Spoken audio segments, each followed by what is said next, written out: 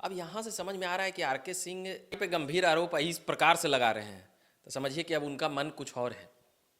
अब तो बीजेपी के विधायक बोल दिए कि तो सठिया मतलब मानसिक संतुलन गड़बड़ा, मगर आप देखेंगे कि वो मंच पे बोल रहे हैं, मीडिया के सामने बोल रहे हैं कि हम तो देख लेंगे, ये सब पैसा बांटा है, ये सब खड़ा किया उपेंद्र कुशवाहा के खिलाफ, ये सब उसके खिलाफ खड़ा किया, ये किया वो किया, कौन मुख्यमंत्री बनना चाहता था, ये सारी बातें मीडिया में बोल चुके हैं।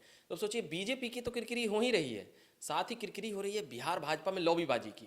तो वो एक चीज़ में सफल भी रहे हैं, केंद्र को ये संदेश भी दे रहे हैं, या तो केंद्र से उनको आशीर्वाद प्राप्त है कि खलियाओ ये सबको, यहाँ ढेर जमकड़ा लग गया है, तो केंद्र को ये संदेश भी दे रहे हैं कि यहाँ ये हो रहा है, यहाँ लॉबीबाजी हो रहा है।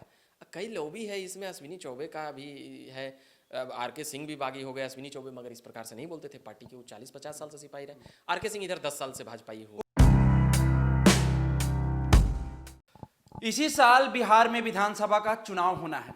पूर्व केंद्रीय मंत्री अपने लोकसभा क्षेत्र से हारने के बाद बड़ी बयान दे दिया है और वो बयान काफी सुर्खियां बिटोर रही है। ऐसा लग रहा है जैसे एनडीए में भूचाल आ गया है।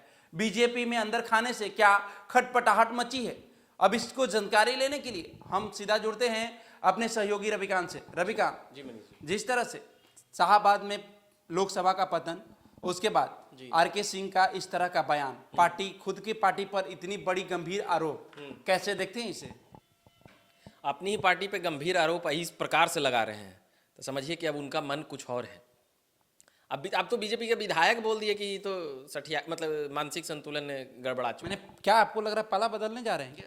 अब यहाँ से समझ में आ रहा है कि आरके सिंह, देखिए बीजेपी पहले तो हम समझेंगे कि एक डिसिप्लिन पार्टी है मनीष जी, और बीजेपी इस तरह से बागी होना, आप पार्टी फोरम पे अगर कहे होते तो बीजेपी के लोग अंदर रखते, बाद में हो सकता है कि आपको एक म्यान के तरह तीर में रख लेते कि भाई बाद में इसको चलाएंगे, उस नेता पे चलाएंगे, उस नेता पे, पॉलिटिक्स में होता है। मगर आप देखेंगे कि वो मंच पे बोल रहे हैं, मीडिया के सामने बोल रहे हैं कि हम तो देख लेंगे, ये सब पैसा बांटा है, ये सब खड़ा किया उपेंद्र कुशवाहा के खिलाफ, ये सब उसके खिलाफ खड़ा किया, ये किया वो किया, कौन मुख्यमंत्री बनना चाहता था, ये सारी बातें मीडिया में बोल चुके हैं। तो सोचिए बीजेपी की तो किरकिरी हो ही रही है, साथ ही किरकिरी हो रही है बिहार भाजपा में लॉबीबाजी की। तो वो एक चीज़ में सफल भी रहे हैं, केंद्र को ये संदेश भी दे रहे हैं, या तो केंद्र से उनको आशीर्वाद प्राप्त है कि खलियाओ ये सबको, यहाँ ढेर जमकड़ा लग गया है, तो केंद्र को ये संदेश भी दे रहे हैं कि यहाँ ये हो रहा है, यहाँ लॉबीबाजी हो रहा है। कई लॉबी है इसमें, अश्विनी चौबे का भी है, आरके सिंह भी बागी हो गए। अश्विनी चौबे मगर इस प्रकार से नहीं बोलते थे, पार्टी के वो 40-50 साल से सिपाही रहे। आरके सिंह इधर 10 साल से भाजपाई हो। वो पार्टी पर कभी हमलावर नहीं रहे हैं। हाँ, पार्टी पर व्यक्तिगत हमलावर हो सकते हैं, लेकिन पार्टी पर कभी हमलावर नहीं दिखे हैं। बिल्कुल। लेकिन टिकट कटने के बाद भी वो पार्टी पर हमलावर नहीं हुए, आप देखे होंगे।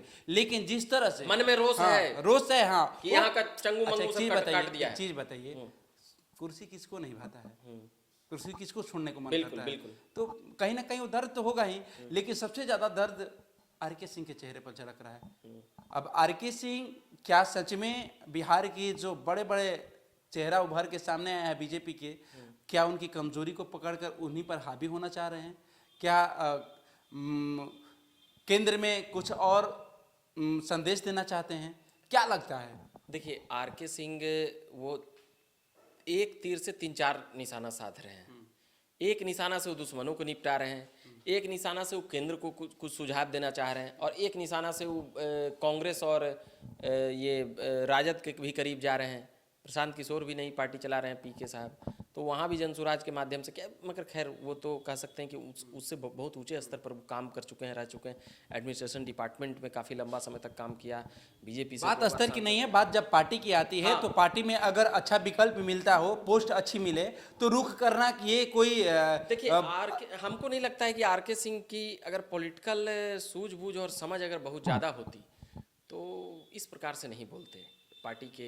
देखिए हम जानते हैं कि वो सही बोल रहे हैं, हम जानते हैं कि सही बोल रहे हैं, ये तो सब जानते, ये तो सब जान रहा है कि क्या हो रहा था। आपको भी पता है काराकाट। अगर ये सब नहीं जानता, अगर जनता नहीं जानता, तो फिर उपेंद्र कुशवाहा वहाँ पर हारते नहीं, पवन सिंह वहाँ पर दूसरे नंबर पे नहीं आते। बिल्कुल जनता सब जानती है। पवन सिंह के पीछे जो लोग खड़ा थे वो कौन लोग थे भाई? प्रखंड के लोग थे, जिला के लोग थे, प्रदेश के लोग थे, क्या बोल रहे थे वो लोग? उपेंद्र कुशवाहा की विश्वसनीयता को लेकर ही ना सवाल था कि उपेंद्र कुशवाहा अभी आते हैं साल भर बाद इन्ने उन्ने चन्ने।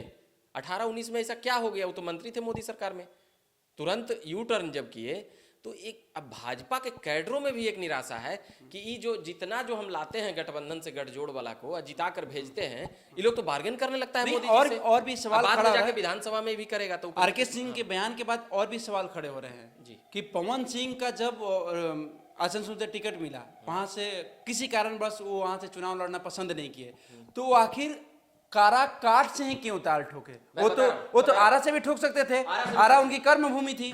बता रहा हूं ना, देखिए बीजेपी के बड़े नेता का सब जान रहा है कि उपेंद्र कुशवाहा से किसको टेंशन था, और आरके सिंह किसको बोल रहे हैं कि मुख्यमंत्री बनने का सपना टूटा, तो दो नेता को बोल रहे हैं। एक अपना ये सम्राट चौधरी तो है ही, एक नित्यानंद राय पर भी थोड़ा निशाना मार दिए हैं, जो मतलब कि दो चार नेता का जो नाम लेते लेते मतलब कि चुक जा रहे थे कि थोड़ा सा तो बीजेपी में एंट्री जाने का रहने देते हैं, भविष्य में कहीं गए तो फिर तो गला उला मिलना ही पड़ेगा। तो उतना चीज़ वो बचाए हुए हैं, मगर बहुत चीज़ वो छोड़ दिए हैं। तो अब यहाँ पर उपेंद्र कुशवाहा से लड़ाने से क्या होता कि भाजपा कैडर भाजपा उम्मीदवार के खिलाफ नहीं जा पाएगा। अगर भाजपा का अगर सिंबल है तो भाजपा कैडर विरोध में जाएगा, मगर उतना नहीं जाएगा, जाति पाति टूटेगी, कैडर नहीं टूटेगा। मगर यहाँ तो आपका कैडर ही टूट गया जनाब। उपेंद्र कुशवाहा एक अविश्वसनीय चेहरा हो गए, जैसे नीतीश कुमार अविश्वसनीय चेहरा हो गए हैं। वही उनको दल बदल, हाँ 43 सीट आया और उसी का आ गया भाजपा का 78 सीट, कैसे हो गया है? ठीक है, चिराग पासवान खड़ा किए, चिराग पासवान को भी तो ये भनक था नीतीश कुमार भगोड़ा हैं, दल बदलू है, पलटू चाचा हैं। तो ये भाजपा के वर्कर, भाजपा का वोटर इतना कम नहीं है इस देश में। आप देखिएगा कि सबसे ज्यादा वोट लाने वाली दुनिया की सबसे बड़ी पार्टी बनी है। तो ये मैसेज ये भाजपा के लोगों में भी है कि ये अलग पार्टी वाले हैं, ये भाग जाएंगे, छोड़ बदल, ये भी तो माइंडसेट है। पवन सिंह तो बीजेपी छोड़कर पवन सिंह तो भाजपा में है ये थे, वो इतना अच्छा, अभी तक उनका सदस्यता रद्द नहीं किया गया है। आपने कभी देखा है? पवन सिंह के तो पत्नी ऑफिस में चल गई थी अभी 4 दिन पहले।